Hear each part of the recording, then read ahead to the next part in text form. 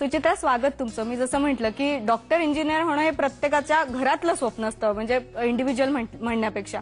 आणि मग जर ते व्हायचं नसेल तर मग ब्रांचेस आहेत आर्ट्स, कॉमर्स किंवा मग बीएससी वगैरे करणं.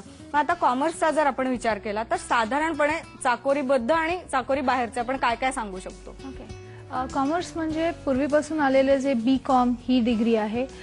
एक टेन्शन मुक्त असं आयुष्य, कारण सीईटीज नसतात, कुठलेही दुसरे फील्ड्स किंवा स्पेशलायझेशन चूज करायचे नसतात. असं काही काळ सुरू होतं, पण गेल्या काही वर्षांमध्ये स्पेशलायझेशन झालेले आहेत. म्हणजे 12वी नंतर तुम्ही ट्रेडिशनल बी.कॉम जे आपण म्हणतो त्याच्या व्यतिरिक्त तुमच्याकडे अकाउंटिंग फायनान्स म्हणजे बॅफ जो एक कोर्स आहे तो तुम्ही करू शकता, किंवा बँकिंग अँड इन्शुरन्स जिथे BBI जो कोर्स आहे, किंवा फायनान्शियल मार्केट्स. तर असे हे आता स्पेशलायझेशन किंवा स्पेशलाइज्ड कोर्सेस कॉमर्ससाठी आहेत. ऑफकोर्स त्यांची जी आपण ॲडमिशन म्हणतो मार्कांवर आहे, सीट्स अवेलेबिलिटीवर आहे.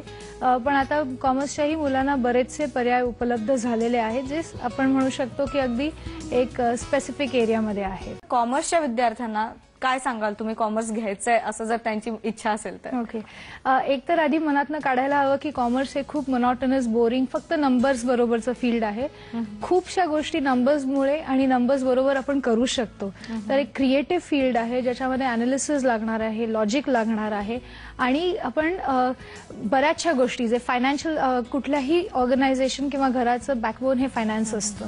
तर ह्या दृष्टिकोनाने जर कॉमर्सकडे आणि ह्या विषयाकडे पाहिलं तर करिअर आणि त्याच्या संधी जास्ती उपलब्ध होतील असं मला वाटतं. म्हणजे एक नुसता टाइमपासचं साधन मानायला नको. सुचित्रा, तुम्ही इथे आल्यात त्याबद्दल खूप खूप धन्यवाद. धन्यवाद.